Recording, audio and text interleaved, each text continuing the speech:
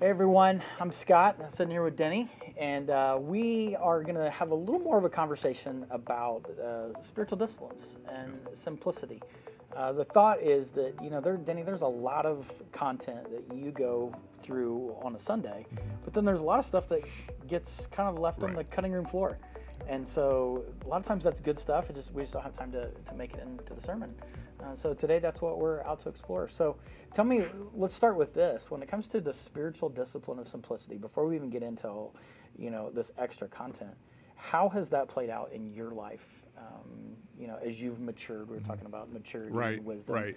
How's that played out in your life in the last, let's say the last 10 years? I mean, I think it's like, it's been life-changing for sure, right? It's something that I started doing, when I was a new believer, but now being an empty nester, I mean, it's a big part of every day. I start, the day out with it.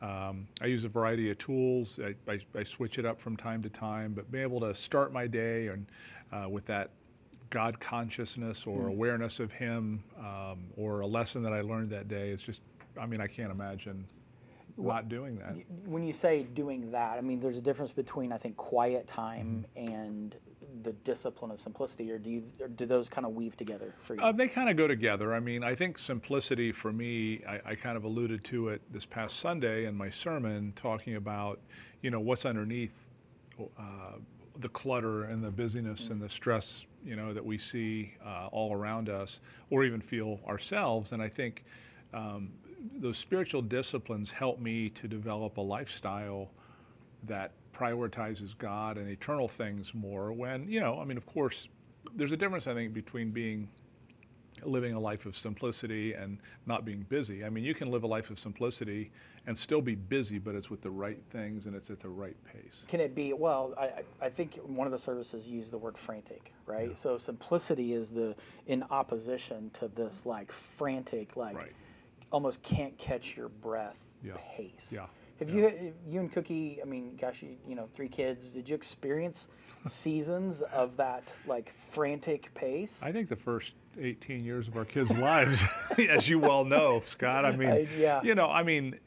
think we went through seasons. I remember especially when our boys were both in Little League baseball, and our daughter we'd drag her along at fourth thing to the games. I think she invented the walking taco, I'm not sure, but you'd lay down at night in bed and you'd be going, well, man, what happened today, and so let me interrupt there. How did that impact your soul? Because that's really what Sunday was about. That's really what these disciplines are about soul care. Yeah. Or there's even been a book written, John Ortberg wrote the book Soul Care. Yeah.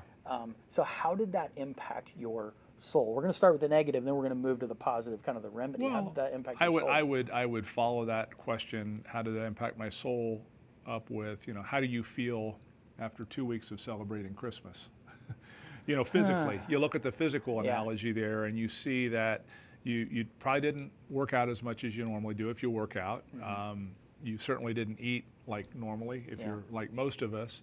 You didn't get as much sleep as you're used to. And so all of the physical disciplines that you may have built into your life kind of go by the wayside. And that's why I think so many people, have resolutions and whatnot. And I think our spiritual lives are very similar in comparison when you look at the analogies. What are we doing to get our souls healthy and then keep them healthy? And I think the longer you practice these things, the more natural or the more built into your life they become. Yeah. So where was there a season in your life where you think it became more natural? You opened the series talking about no pain, no gain, and disciplines. Or not the series, but this message. When did that click for you, where it became more of a natural part of your life as opposed to this thing that I was making myself do a routine, right? I put it on the calendar. I think, well, first of all, the confession would be I was one of the most undisciplined people you'd ever meet before I came to Christ. Growing up, just no discipline. And I think when I came to Christ, after college, got married, seminary and all that, I think I started actually working out just for the sake of being healthy as opposed to getting in shape for a sport, let's say. And I think about that same time, I was a new believer and I started incorporating spiritual disciplines and practices into my life, like solitude, prayer, reading the Bible the list goes on and on. And I mean, even things like stewardship and how I spend my money, those kinds of things, how I spend my time, that all kind of came together, it converged about the same time in my life. And, there's starts and stops along the way. You find this works for a while, then a different season of life. But for me, it's just been foundational for my soul. I think one of the things that I long for in my life is people to be a voice of wisdom and hear your. I mean, how old are you? 63. I'll be 64 next 63. month. So what do you say to someone who is, let's say, a young believer or somebody who's in their 20s or 30s who's in that frantic, like it's difficult to find time to, the most quiet time you have is while you're waiting in the car to pick the kids up and then take them to somewhere else. What do you say to someone? We talked about this the other day without being trite, but what encouragement would you provide someone who's in that season? Well, I think be gracious with yourself. I mean, understand the season of life you're in. I think you reminded me of that, last week as we were kind of even preparing for the sermon this Sunday, that, I'm speaking from 40 years of experience. I'm an empty nester, different season of life than even you guys are, and so to be fair, I think that it varies from season to season. You're going to have more time when your kids are out of the house. What are you going to fill that time with? Yeah. And I think that's a time where you can begin to really develop. But I still think you can develop a foundation, even if it's 2 minutes a day that you read your Bible or pray. I think be gracious with yourself and do something. Yeah, it's funny, and I think especially with people with small kids in the house, there's also a form of modeling, right? For our kids to catch us practicing spiritual disciplines. I realized a couple years ago when my son, when I've got the phone in my hand, even if I'm reading the Bible, he has no idea if I'm reading the Bible or if I'm, on, reading some news site. It doesn't look any different. Right. But to have the Bible open or to have my journal open, there's something about that discipline for them to see that modeling is a part of that. Well, I remember years ago, I heard this phrase, and I don't remember where I heard it, but modeling is the strongest form of teaching, and so I think for us to model that early for our kids, whether it's the discipline of getting up and reading or praying. I remember my grandmother when I was a young kid. I spent a lot of time at my grandparents' house. She'd almost always be sitting in this little chair she had, with her daily bread out, reading her Bible or the upper room or something, having a cup of coffee, and that really stuck with me. Just seeing her do that, and then her faithfulness in going to church and being involved in church, and just seeing her continually developing her spiritual life up to the point she died. Isn't that something that you're talking about, that modeling, and you're drawn to those images, that memory of seeing her do that. And for those of you that are under 30, Our Daily Bread is actually a publication that's in print. So again, you're revealing. Yes, is it still okay? You're revealing your age. All right. So we said the cutting room floor.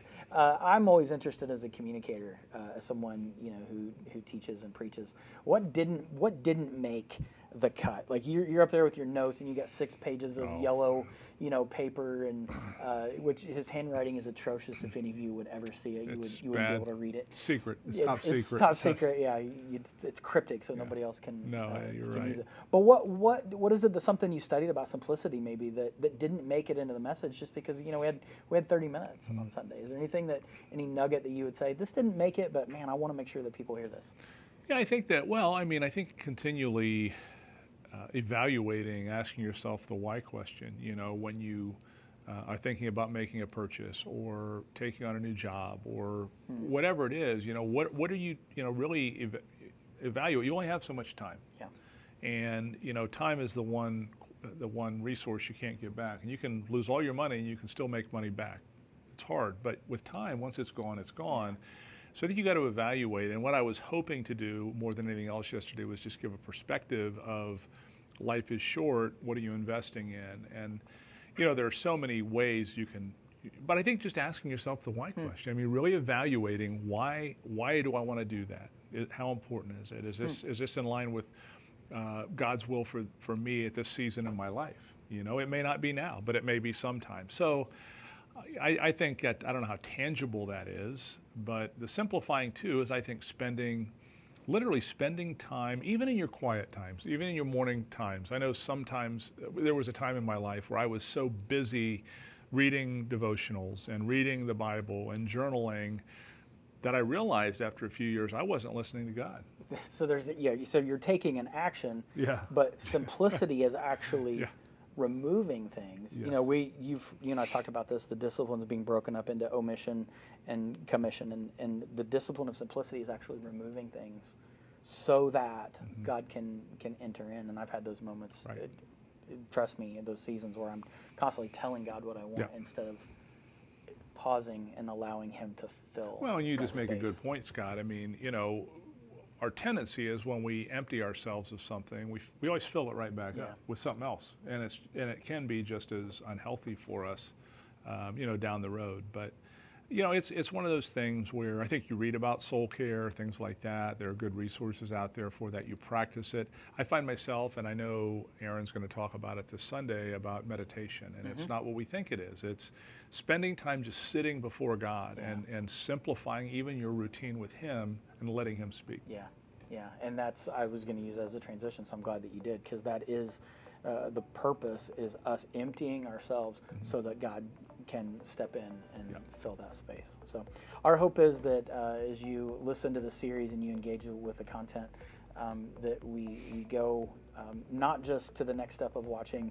this video or learning more. We're going to do this again with Nick and Aaron next week, but that we actually practice these things. We actually practice the disciplines of gratitude, like Todd challenged us to do, to make a list of things that we're grateful for. We did that as a growth group the other night, and it was good. Yeah. And then to simplify and just to pause and to listen more, and then to even practice the discipline of meditation to allow God to step in and fill that space so that we can grow closer to Him, and eventually we can experience these greater rewards that God has for us. So hope you continue to enjoy practicing spiritual disciplines no matter how painful they are, so that you too can experience those greater rewards.